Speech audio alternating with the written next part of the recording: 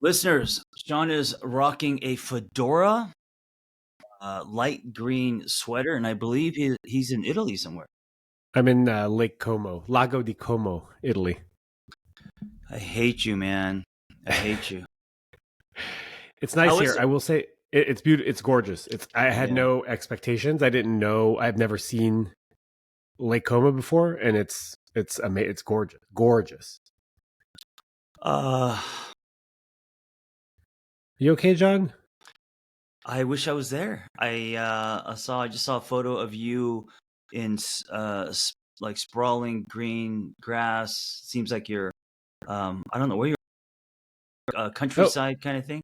yeah. We rented a farm, like a farmhouse, and there's like Wow. donkeys and horses and um cows. The Yeah. donkeys are so loud. They're very vocal. They're scary actually because you just like hear this crazy donkey scream in the middle of the Mm. night and you think someone's getting attacked, but it's just a donkey.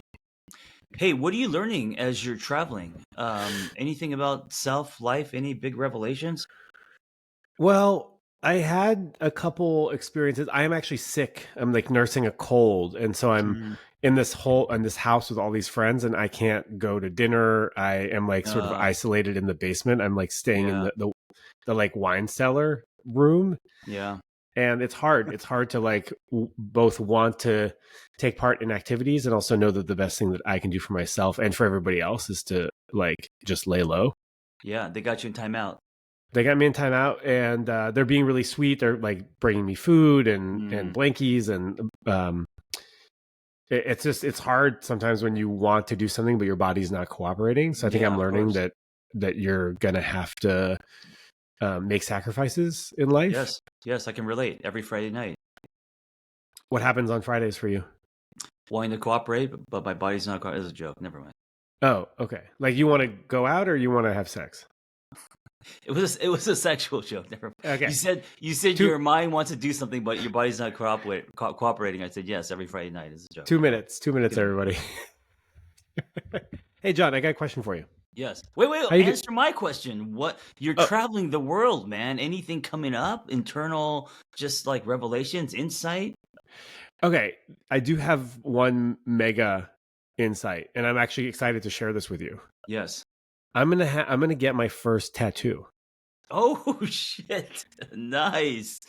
What can I ask? What it's going to be, or is it going to be a surprise? No, it's not a surprise.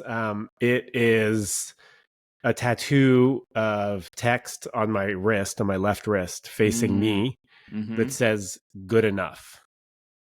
Ooh, I like that. I like And it's that. not a reminder that I'm good enough. It's a reminder that whatever situation I'm in is good enough. What if you say to whoever's reading it, it's for you? That was one of the It's- jokes. Like people are going to be like, right. "Oh, that's so sweet." It's a Yeah, reminder that yeah. you're good enough. And it's like, no, it's a reminder No. that you're good enough. But here's what other people might not know is that I struggle with perfectionism a lot, and so it's Mm-hmm. hard for me to be in the present moment because I'm always thinking Mm-hmm. about like what could be better than this. Let's go for Right. that. But then that Right. pulls me out of the present, and then you spend all this time trying to optimize. I like it. Tattoos are like potato chips, right? This is Once you pop, you can't oh, stop. you're gonna have sleeves. Next 3 months you'll have sleeves. I'm kind of excited. I think it'll go with the hardcore buzz cut look, tattoos, Yeah, I love it. I also abs. love the hat. You know, um, anyone who's never had a tattoo, getting their first, I'm always so happy and excited for them because I remember my experience. And then using them as kind of bookmarks and dog-eared pages of your life. It's just such a creative expression. I love it. What was your first tattoo and how did you pick it? My first tattoo was it was just a Roman numeral thing. I first found CrossFit, and it was basically that your body's a slave to you. You're not a slave to your body. Just meaning that you're in the driver's seat, and you can change your body any way that you want. That was my very first tattoo. Like use it, a reminder to use it. Yeah, and your body is not going to. You can train your body. You don't have to let your body have power over you. Does it hurt? It does hurt, but I Okay. think 2 words is not going to be that bad. It's when you start getting, graphics and something like close to, your nipple or your ribs or that kind of stuff is very painful. Yeah, I heard there are some areas that are more painful than others. Yeah, you're going on your wrist, right? Go inner wrist, yeah, Mm-hmm. facing me. Nice. Reminder. Yeah. It's cool. I've But been using it. I've been using it this last couple of weeks. This because it came from a conversation about the 80-20 rule. You know how like 20% of your effort will yield 80% of the result, mm-hmm. and that you sometimes get diminishing results returns after a certain amount of effort. And I just need to remember like that generally speaking, life is good enough. And I don't think it's like me giving up on striving for more. It's just me being present to the moment, which is good enough. Yeah, I mean, who can't relate to that? I mean, I think that's a reminder everyone needs, including myself, daily, that life is good enough that you don't have to, get to the top of the mountain or swim to the island. Like, what's in front of you um, is good. You just got to notice it. Yeah. I also Yeah. got some feedback this week from a friend that she feels that I'm like paraphrasing here, but basically sort of opportunistic. And Opportunistic? like she could see me prioritizing my happiness over the comfort of others sometimes. And I think that comes from me being single and having to have prioritized myself all the time and not really having someone there to like, I just don't compromise very much in my life. And so she Yeah. kind of caught me doing that. This is a friend or a follower? A On the friend. Yeah. Like a Oh, good okay. friend, a friend, Oh, like a long-term friend. yeah. Um, can I ask specifically what you chose to get her to? I mean, ultimately you chose yourself, but what was it that got her to say that? She was asking for me to help her and the people in her car drive down from the Dolomites to Lake Como, and I was already riding with somebody else, Mm, and I wanted to ride with the other people, but right. they needed me to drive because they were going to do ecstasy, and Mm, and so the day after they were all going to be hungover, and I'm like, well, I don't want to just be your driver, you know. right, right. So we talked about it. We talked about how it would have been nicer if she had just said, "I'd really love to spend time with you in the car. Um, are you willing to drive with us? And also, you'd be helping us out rather than."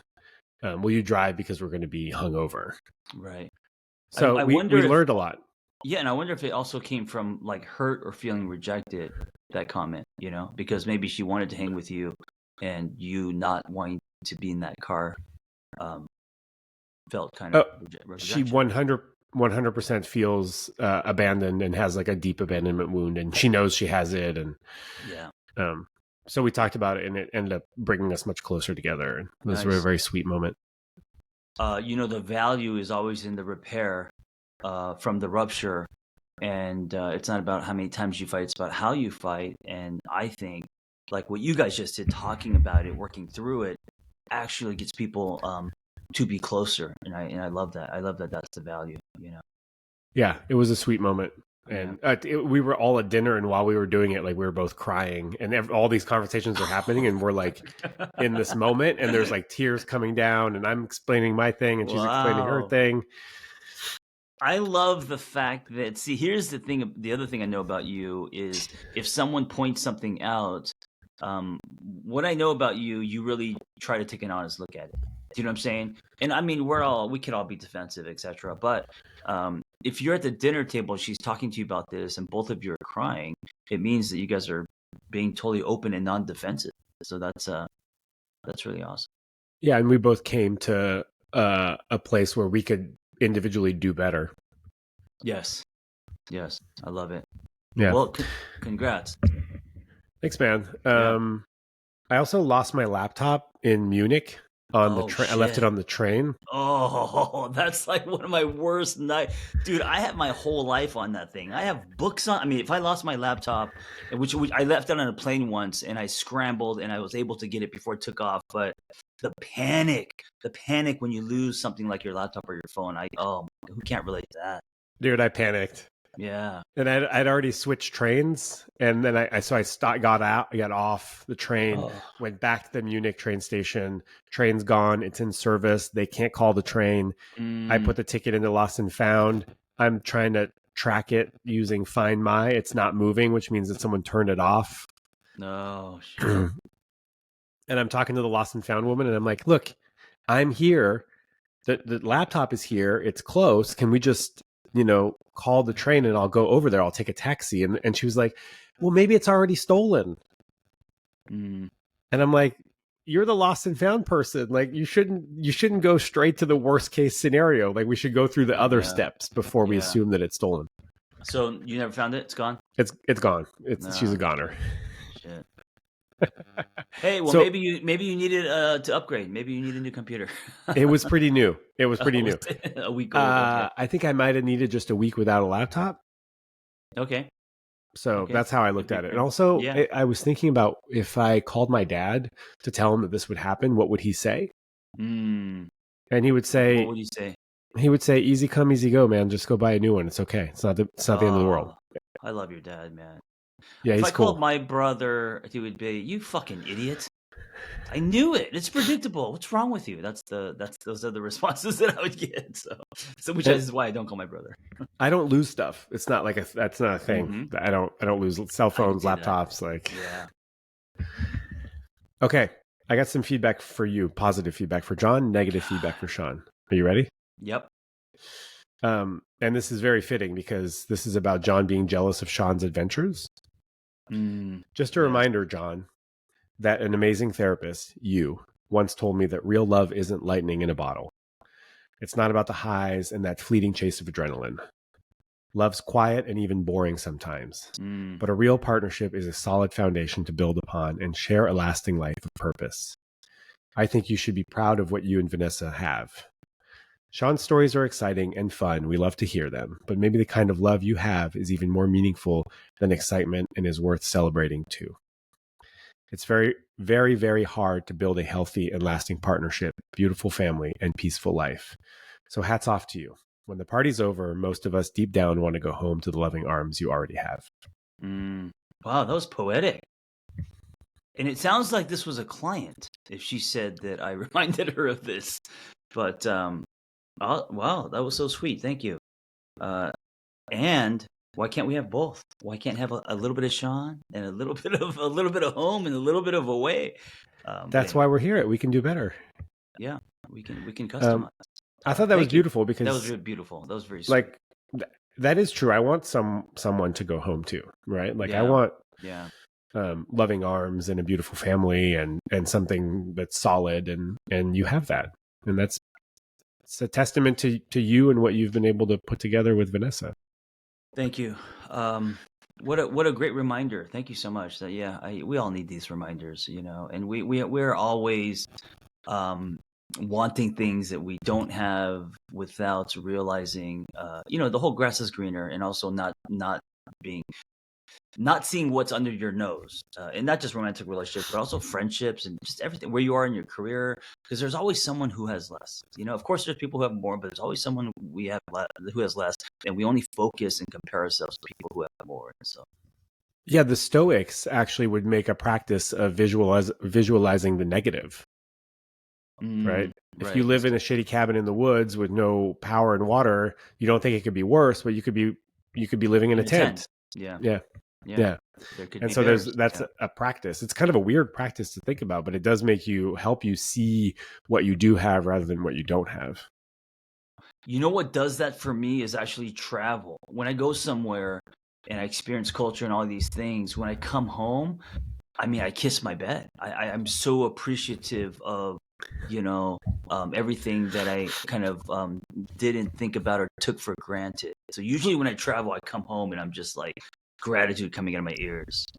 I can't wait to come home. I'm coming home on Friday. I'm just like, I'm going to jump in my bed. Yeah, I know. You're not going to leave your bed. I know.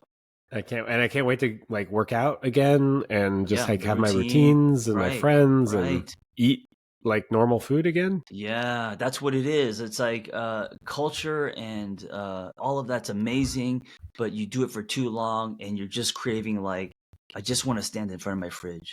I just want to get on my motorcycle. I just want to go to my gym. Yeah, all of that. It feels good. For me, having routine is really important. Oh yeah, absolutely. All right. I got another little piece. This is still for you, John. Yes. Thank you. I love this report card segment that we've been doing. We should just retitle our podcast feedback from our listeners. That's what our podcast is called. We have I like this segment as well. Yeah, I love it. So Shaun always has these wild sexcapade stories and speaks of them so normally, as if the rest of us, including John, should be familiarized with that type of lifestyle. I love John's wholesomeness. And as someone else stated, his life and stories are also great and worth celebrating. Raising a human being, building a life and a future with a partner, working on your fitness, working on long-lasting relationships, all while working on yourself as a man, that's major. I also think that jet skiing to Catalina is cool. It is a cool adventure I would like to do someday. And I didn't like how Shaun rained on his parades. Give John his flowers. Yeah, you did say you'd probably fall asleep on the Sea-Doo. I mean, thank you so much. That's amazing. I do also have to say that when you are taking in someone's life, you are not knowing everything. So when this person says that she loves my wholesomeness, I also have demons. I also have things that are not so wholesome that I struggle with as well. But thank you. Yeah. And wow. I'm also wholesome in ways. I think she was yeah. talking about the difference between you and I. Like you come off Right. more wholesome and I come off a little bit whatever. Well, also, this is only your stage in your life right now. You are not in permanent sex parties, travel. That's not your everyday life for the rest of your life. That's just the stage that you're in now, and that's exciting. Yeah. And I'm not envious of that or jealous of that, as in I want that as a constant. I am envious of that because when I was single, I got styrofoam coffee and just long walks with Wayne Dyer in my ear. I didn't get to travel and go to sex parties and do all the things that you're doing. So that's where I'm envious. Also, you're more of a serial monogamist, right? I'm like a serial single dude. I've been single more of my life than not, and I think you're the other way around. I've only been in relationships. I've been in a 5-year marriage and then 3-year relationships. Vanessa and I have been together almost 7 years. Like basically, I've only had little pockets of singlehood, but I think that's part of it. I think that's why the pockets of singlehood. I feel like I missed the train. I wanted to be like what you're experiencing now, but they were just pockets of a lot of loneliness. Yeah, I mean, that makes sense. If you had been single longer, you probably would have been like, all right, we got to do more than styrofoam coffee. Like, I got to go. It's all I can afford, Shaun. It's all I can afford.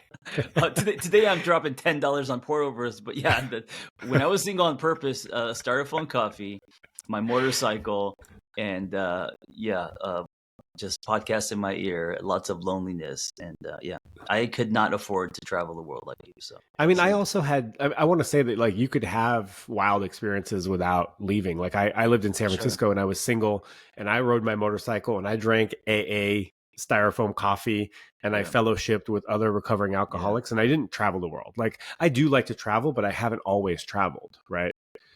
But you do have a spirit, which I think is great. I envy.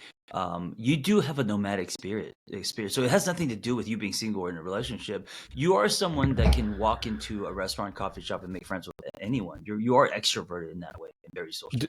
Yeah, depending on how I'm feeling. Yeah. If I'm off, I'm off, and it doesn't matter how much I want to. It'll be the clumsiest thing you've ever seen. Right. Like you'll tell me to go home because it's so bad. You have a very inviting energy. I think people feel that, obviously. Yeah, I like people. Yeah. Here's the second part of this. It was if Shaun's sexcapades bring him joy, then I fully support them. Personally, however, I would be incredibly excited for the jet ski trip to Catalina. But sex parties, hanging out for hours at hard door clubs where people are doing drugs and banging in dark rooms sounds terrible to me. Okay, to each their own. It does not sound terrible. I mean, listen, if you're doing that every day, of course, but as a bucket list thing, not so terrible.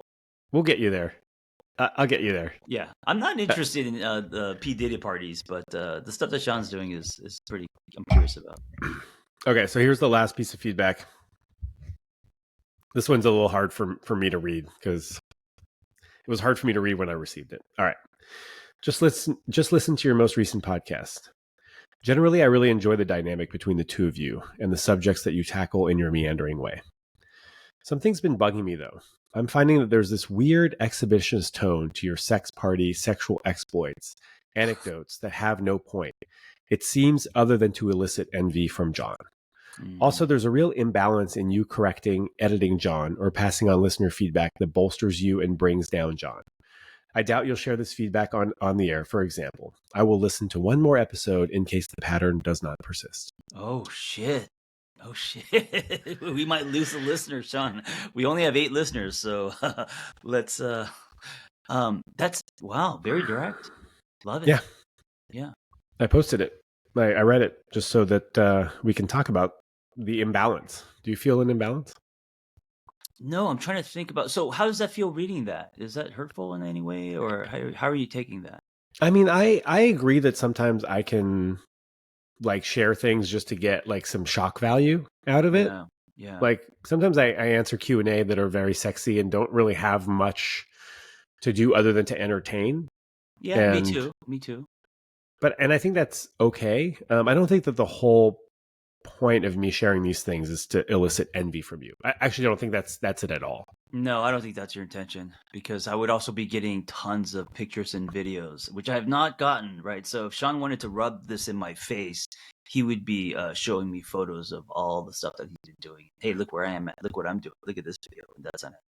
I will say that I do like getting I like seeing your reaction to this stuff, because like you just can't guess what's going to come out of my mouth, and I think that's fun. That is fun. That is fun. I rarely get on a Zoom and they're in Lake Como. I rarely get a Zoom and he just went to a nude beach. I mean that's amazing. I'm living vicariously, and that's not a bad thing. Yeah. Yeah. The other piece is the imbalance between like me correcting you or giving you feedback. And I think there definitely is, like me. I think I'm more sensitive to it, like the consent stuff. Yes. Yes. The birds. But I need that. I need that. If you're starting to correct my English, that might be a little different. But with the sign of the times, consent, all that stuff, I think I definitely need that. I don't take that personally. Okay. Yeah. Well, there we go. That's all the feedback I got. I love it. Thank you for your feedback, listener. And we bring it in. We bring it into the room. It's like a giant group. We bring your comments in here, so it's great. And I try to bring I do want there to be feedback on me as well. Like I don't want this to just be like. Yeah. I don't also want to be your coach. No, I don't see it that way. And I've gotten feedback like the whole kissing thing and things that I've said that people have thought, okay, John, that's offensive, or that's wrong. Okay. Yeah. I've got a situation for you. Let's do it. This is have you ever heard of a MIG? No, I learned something new every time I'm on this show. MIG. I just learned what a MIG is. It's the most inappropriate guest at a wedding. Oh, of course, MIG, most inappropriate guest. What would make a guest inappropriate at a wedding? I guess the bigger question that I have is, when do men step up? Ooh. Yeah, like whose responsibility is it? Or is it a man? Is it a gender thing, or is it whose ever party it is? Like, aren't they the people that can kind of, because it's their friends? So for me, if I saw someone being inappropriate because I have no relationship with this person, so if it was my friend, so if we're at a wedding and you're the MIG, right? I would feel comfortable kind of pulling you aside and being gentle, being like, hey, you can't touch people like that, or whatever. If I don't know you, I kind of feel like it's none of my business. It's the person that knows you, who's friendly with you, or even the person throwing the party. I feel like can monitor, or they're the hall monitors, But is it still my job, like as an ally to women, to pull them aside and say, hey, man, like you're embarrassing yourself and you're disrespecting yourself, and you're disrespecting other people in this group, and it's kind of gross to watch. Yeah, that's interesting. That's an interesting question. I don't know if it's someone's job. I think it depends on if you tend to in your life play the sheriff. I know that if the person came to my table is now being disrespectful to my partner or my child or me, then it suddenly becomes something that I would want to address. But if I'm observing and watching him being inappropriate to other people, I don't know how much of it is my job to interfere, unless things get physical, like someone's going to get hurt, and then you're protecting that person. Yeah. Yeah. Yeah, at a wedding, because it's the wrong, like weddings and funerals. People who are inappropriate. It's like pee in a pool. It's very noticeable. Yeah. Yeah.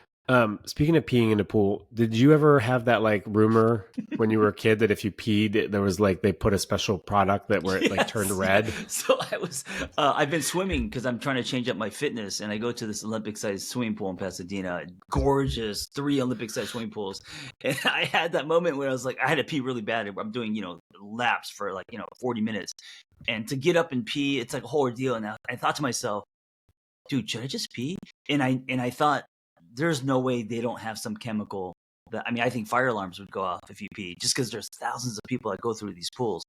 And so I had this thought, like, if I peed, would it change the color? Would it follow me around? And but the spotlight would be on me. And I thought probably for sure. So yes, I believed in that. Maybe it's not true, but that came from childhood, where they said if you pee, it's going to stain the pool. Okay, so did you not pee in the pool? No, I didn't pee. I don't want to take the risk. Fuck that. I'll pee in the ocean, but I'm not going to pee in a public pool as a 51-year-old. Okay. Did you pee in the shower? Yeah, of course. Okay. Nice. I think I would pee in the pool. Do you not pee in the shower? Do you get out of the shower to pee? Come on. I pee in the shower for sure. Yeah, who doesn't pee in the shower? Do people not pee in the shower? Some people don't pee in the shower. That is strange to me. That is strange to me. Yeah. To get out, to dry yourself, to go pee, then you get back in the shower. No. You wait until you're done in the shower. Oh. Yeah. No. People are getting back in. Yeah. I pee in the shower. I don't poop in the shower. I pee in the shower. No one poops in the shower. No one poops in the shower. Should we do a question? Yes, let's do it. Unless you got what else? Here's a question for you. When is the jet ski trip to Catalina? Oh, in a couple weeks. Okay. Yeah. Cool. Yeah. Hey, Shaun, are you gonna be the MIG at our wedding? I don't think. Do I need to keep my eye on you? I might be the mag, dude. Oh shit! What is the mag? Is that the Magnum? Is that Alpha? No, most awesome guest. Oh, I love it. You just made that up. Or most appropriate guest. We made it up over the weekend. Oh, I love Mag and MIG. MIG and Mag. Okay. Yeah. Or do you know of anybody who might be a MIG at your wedding? Well, here's the thing. The variable is always alcohol, because some people who you may know very well suddenly has drinks, and they're a whole different person. It's the whole Dr. Jekyll, Mr. Hyde, and so it's always a crapshoot, man. And also, as it gets later, and people start drinking, who knows? Yeah, it's all. Is Vanessa going to be the MIG? No, she actually handles alcohol very well. Doesn't. And you don't drink. I do, but I'm like one drink and glowing red, and I have zero tolerance. You know what, man? I don't think there's gonna be any MIGs. I think there's just gonna be a lot of MAGs. It's possible. Yeah. Yeah, I don't find myself being very inappropriate because I don't drink, and so like I'm too self-aware of what's happening to do that. Good. Also, I don't want to make people uncomfortable. Yeah. All right, let's do some questions. We can do a couple extra today. This is interesting.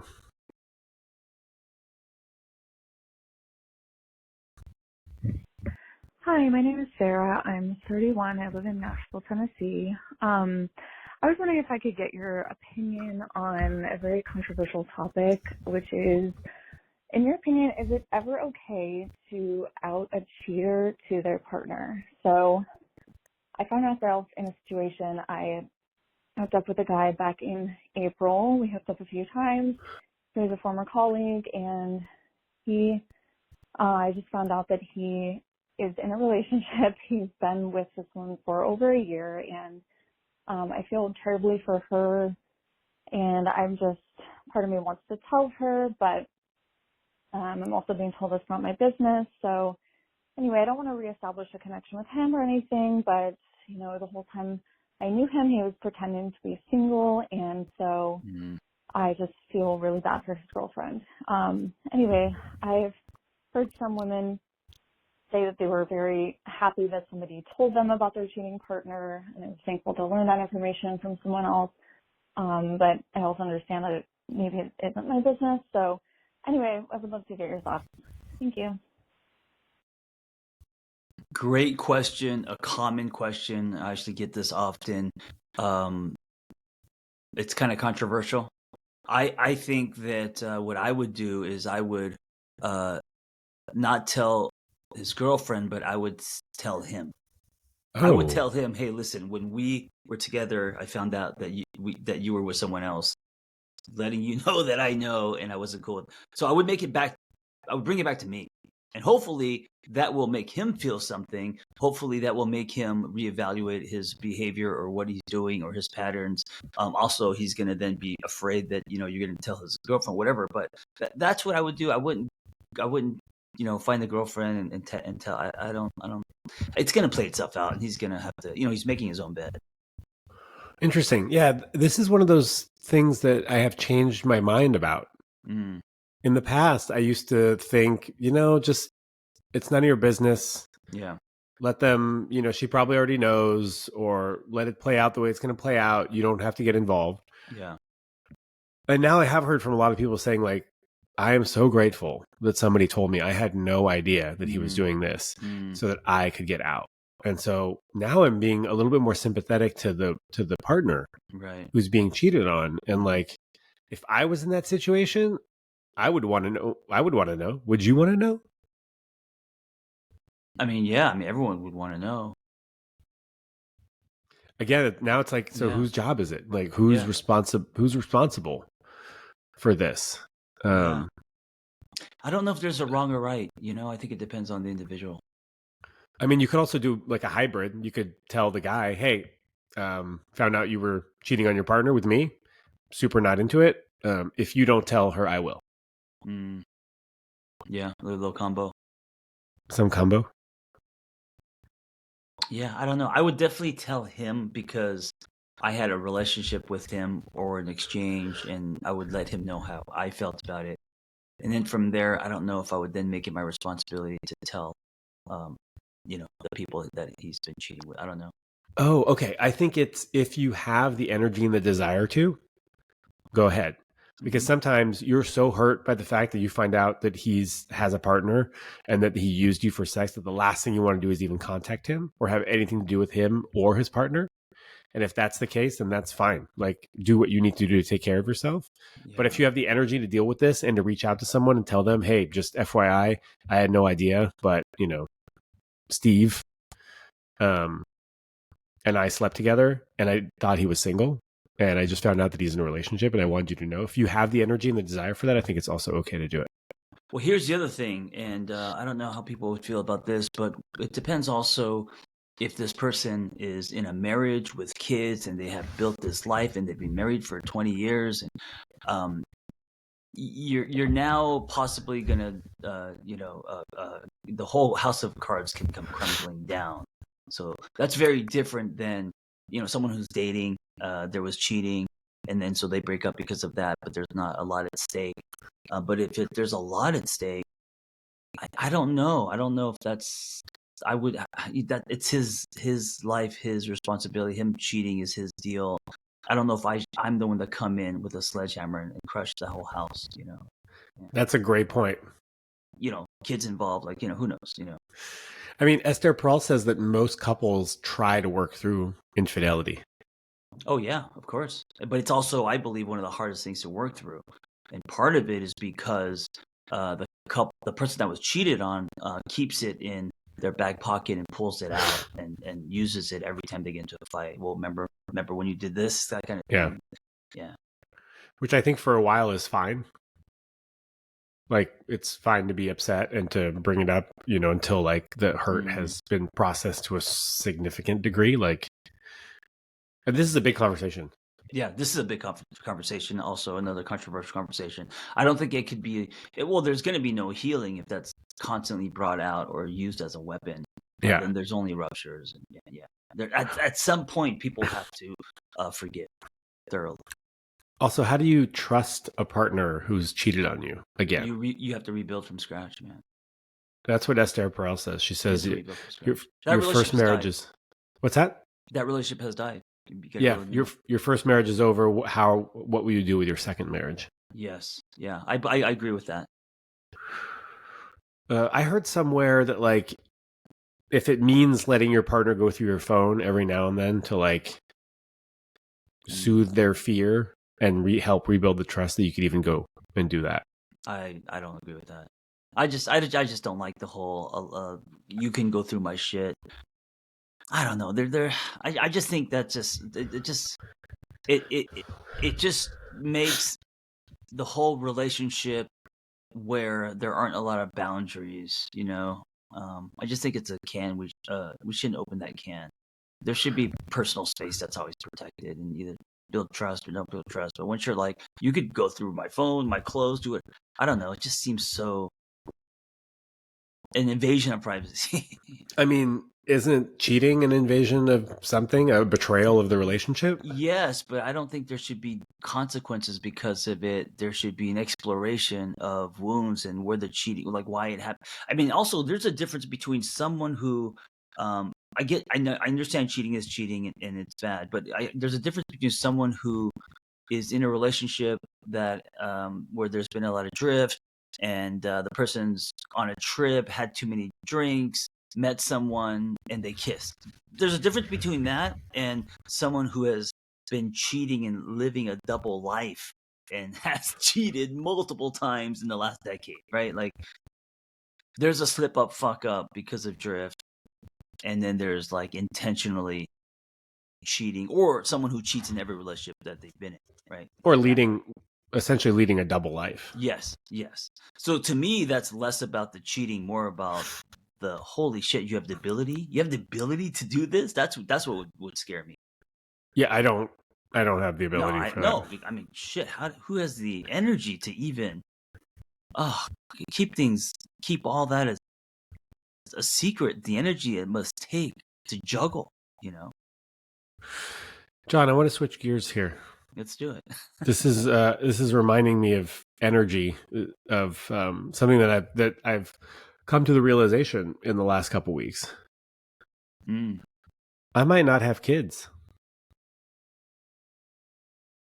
Okay. Is that a choice, or are you saying because what way? I just don't think I got the energy for it. I applaud and support your choice. If that is your choice, I think the idea that we should get married and have kids is way too simplified, and that's for some reason, you know, on the podium. There are other options, and you could live an amazing life. I will be honest with you. I don't even like parenting, and every time I say that, there's tons of pushback. I love my daughter. I love her as she grows, and we could do shit like go to the coffee shop and stuff. But dude, I'm not like built to be a parent, you know? Yeah. And I will always be there for her, and it's important for me to be a present dad. But if I waited a year more, I would have definitely not have done it. What would a year have given you? I would have felt too old. Here's my problem with being an older dad. I feel like I have finally gotten to a place where I could travel. I finally have gotten to the place where it's more than styrofoam coffee. That I could afford to do some things. I could, you know, jet ski to Catalina. I could do, you know, whatever. Go on sexcapades if Vanessa wants. I could do all these things now, right? Like, I feel like I've grinded and suffered and built, and now I'm at a place where I can finally live an amazing life, going on adventures. A kid halts all of that instantly. A kid, because you can't just put a kid like you have a dog into daycare and go somewhere, you know?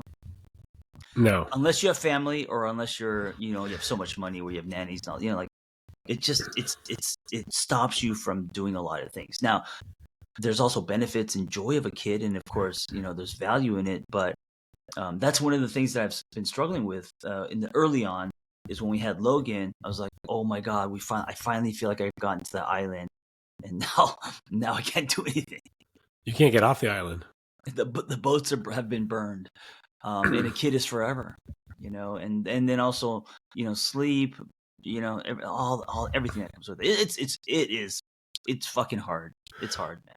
I want to give you some credit because you're divulging that you're not really into parenting is a very unpopular opinion that actually many parents have, that they do not feel safe voicing at all.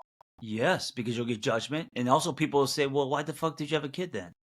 Now, listen, I'm not abusing my kid. I'm not neglecting my kid. I am trying to be the best that I can. I enjoy my kid. But some people love parenting. Some people don't, man. And I'll tell you what, man, I have a better understanding, capacity, and empathy for our parents now more than I have ever in my life because of what I know now. It's not like I read about it. I know. I've experienced it, and continue to. And if I don't have kids, that's something I might not ever have. Like, I think having kids does force you to compromise more, do hard things, choose them. And I might not ever experience that. Yeah. Well, here's the other thing. You may not want kids right now, but you may meet someone and something about that person gets you like, oh, now I want to have a kid with this person. That could also happen. And I'm open to that. I'm 100% open to that. But all my, so we're in this, there's like 19 of us in this house. We're all like friends. Me plus one other person are the only two single people. Everybody else either has a kid or is pregnant or is about to have a kid. Right. Yeah, because they're all around our age. I get it. Yeah, and there's a couple kids running around, and I think they're super adorable, really fun. I don't really want to interact with them. They don't really want to interact with me. But I remember last year my friend had a baby on her own, and I went to visit, and she was like, "Do you want to hold my kid?" And I was like, "No." Yeah. And she was like, "Wow, you're the first person to say no." And I'm like, "Yeah, I just don't feel like holding your 2-week-old." Yeah. And it's always awkward when I hold a baby. Because you're scared that you're going to drop the baby, or you just don't know how to hold its neck properly. Yeah, I think people are like, "Oh, he's going to drop it. Does he even know what he's doing?" Like the whole thing. I'll hold it for like 2 minutes. Listen, I love my daughter more than anything. I don't like other people's kids. When I go to birthday parties and it's like I don't really, I'll swing them for a while, play a little bit, but then I'm kind of done. I'm not a big like the life of the kid party kind of guy. Yeah. Yeah. And some people are. They just love fucking kids. Love it. Yeah. They just love kids. They love kids. Yeah, and that's great. That's okay. But it's also okay to not like parenting. It's okay to not like kids. That doesn't make you a horrible person. Yeah. It just makes you honest. Yeah. Cool. Yeah. Did I tell you about that? The Lululemon bag? Lululemon had this bag. No. I don't know if we've talked about this here, but they had this like a tote bag with all these sayings on it. This was a long time ago. It was like 2008 or something, 2009. And one of the sayings was, "Children are the orgasm of life. You don't know how good they are until you have one." Oh God! And then that was on a bag. That was on a Lululemon bag. It was taken out because I think you're not supposed to have children and orgasm in the same sentence. Yeah, that's the first thing, but that's so angled and slanted, and that is not everyone's truth. Yeah. That's stupid. That's horrible. It's biased. Anyways, that was my big revelation. Okay. Well, I'm glad they took it off. They took it off, and I might not have kids, and I might be okay with that. Yeah. Oh my God! If I saw that on someone's back, I'd be like, "What the fuck is this?" I thought it was hilarious. Yeah. Anyway. But it's funny. My mom always wanted a granddaughter, and my brother has 3 boys. So who's she going to give all the family jewels to? Oh, I don't know, but I have a feeling with you that if you meet someone that you want to build a life with, there will be a tug in you to be like, let's have one kid. I've never wanted more than one, that's for sure. But you may change your mind depending on who you meet. Yeah, but don't say that to a woman. What?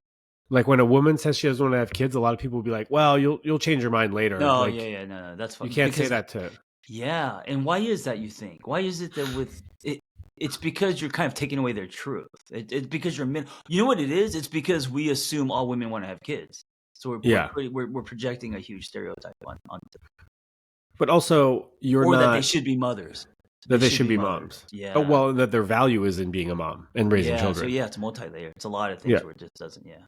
But you also didn't hear from me like an absolute negative. Like, I don't ever want to have kids. And I'm super clear about that. I'm just like, oh, I'm coming to the realization I might not have kids.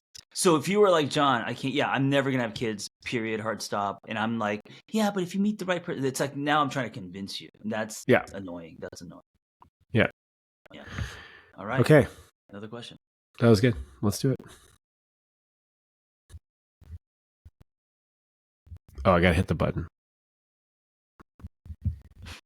Hi there, I'm Janie, 39 years old.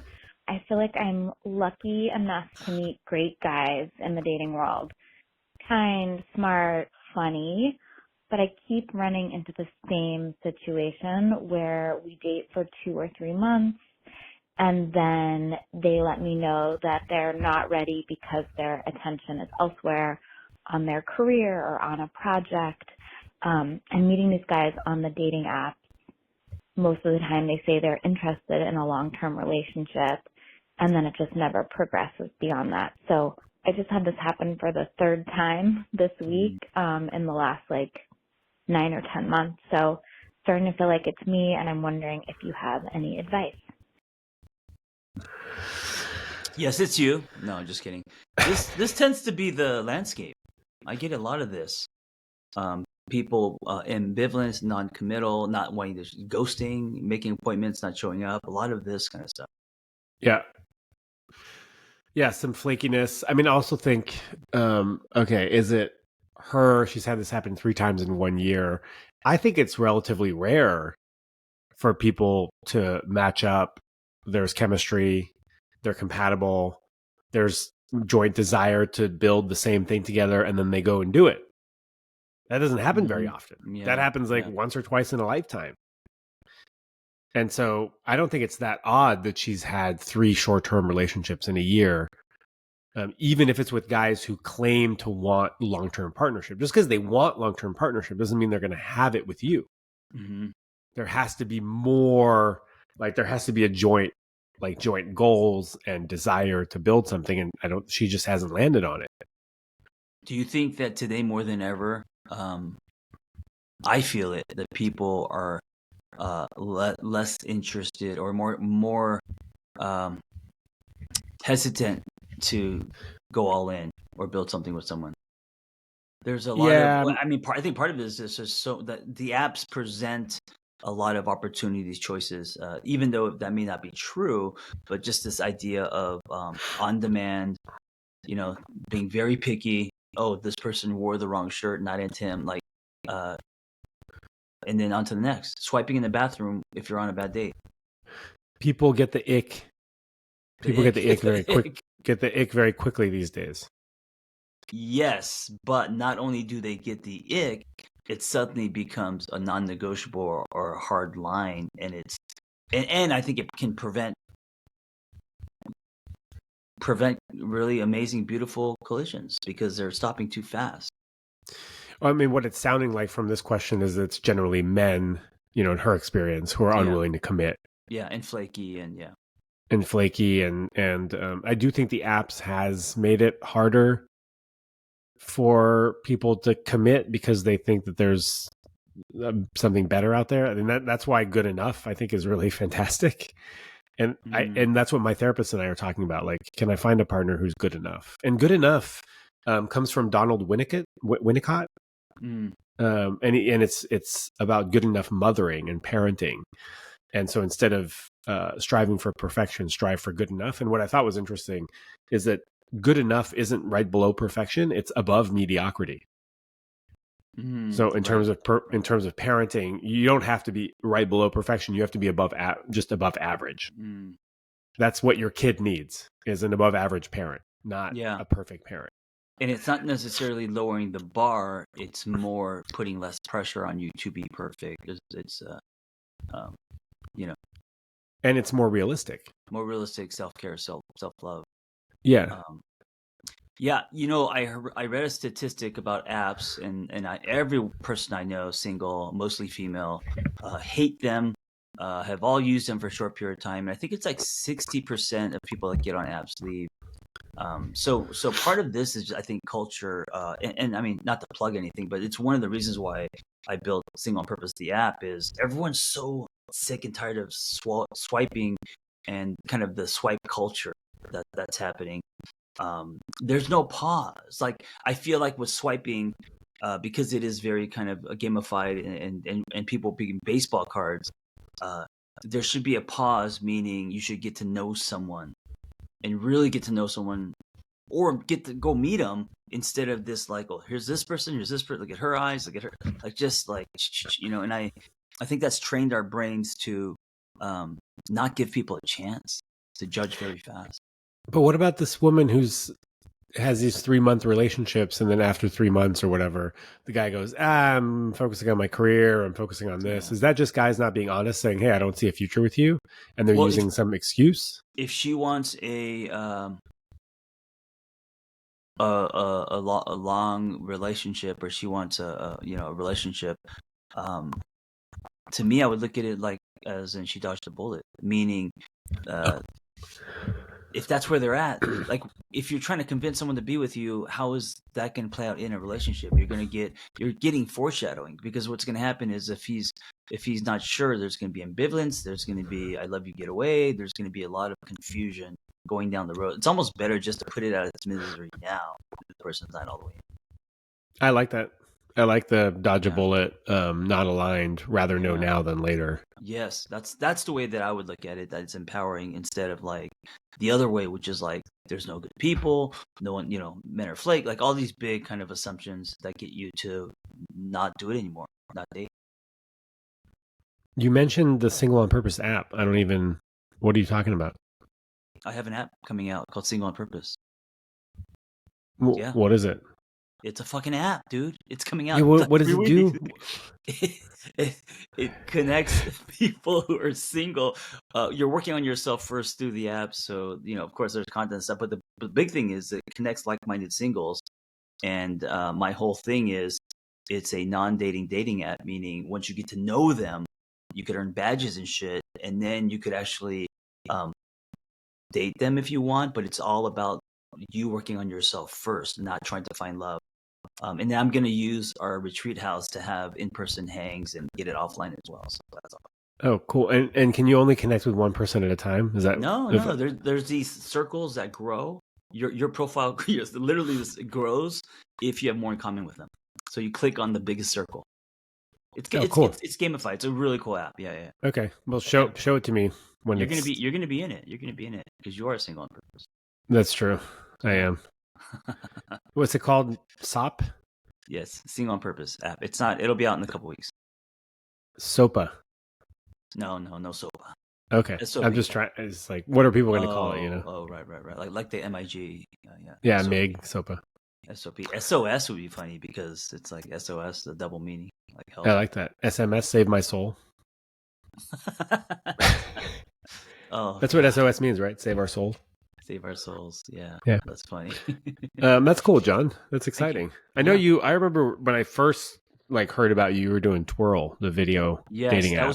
That was my first attempt, which was again, it was called Twirl, and it was a partner with someone, and it was basically if you're single, working on yourself first, and then you can connect with other people who are like-minded, and if romance happens, great. But it was too early. It was also, I think we got a ton of women, no men. There's a lot of reasons why it didn't work, but I feel like this time, and I think that was like 7 years ago, and a lot of it's timing. So I'm hoping now the swell has turned into a wave, and people are down to use apps in a different way, hopefully. Yeah, and I don't know. I mean, I am not excited about dating apps. Yeah. So, and you seem like someone who's used all the dating apps and really has gotten familiar with them, and also has found success. A few of my girlfriends I met on dating apps. A few of them I didn't. I've used a lot of dating apps. I have not used Raya yet. That's the only one I haven't really used. What do you think it is? Is it burnout from swiping and just feels like not a good use of time? The amount of time invested as a man. Yeah. And men and women have just totally different experiences. Like if you're a good-looking man, most women hate dating apps. I know women who will not go on a dating app. Period. They rather for some women, if you're good-looking, you're trying to drink water through a fire hose. It's just too much. No, I could see that. That wouldn't be my case, but I could see that. Like you're just getting inundated, right? And it's like it's overwhelming. And even good-looking dudes, like I don't get that many matches, and so if you're not good looking, you're not getting any matches. Right. And so it can be really dehumanizing, and it does feel like it's rejection. Yeah, then you internalize it and feel like, what's wrong with me? Yeah, all that stuff. Yeah, or you get off the app and you meet people in real life, and you have like interesting, weird, experiences that may or may not go anywhere, like our parents used to do. Some people also may be talented writers or photographers, and they could appear amazing on the app, and then you meet them and they're flat. Yeah. Lots of false advertising. Hey, John, I'm excited about your wedding. Thank you. And I'm also honored that you invited me. Yeah. I'm excited about us hanging out and other people, introducing you to my friends, and it's going to be it's less of a wedding and more of a celebration, and we're trying to set the tone that way. So I'm really excited. What's the dress code? Like disco beach? It's in Mexico, so it's whatever you want it to be, man. Linen. I'm wearing a forest green linen suit with a floral patterned shirt underneath. It's going to make it a little spicy.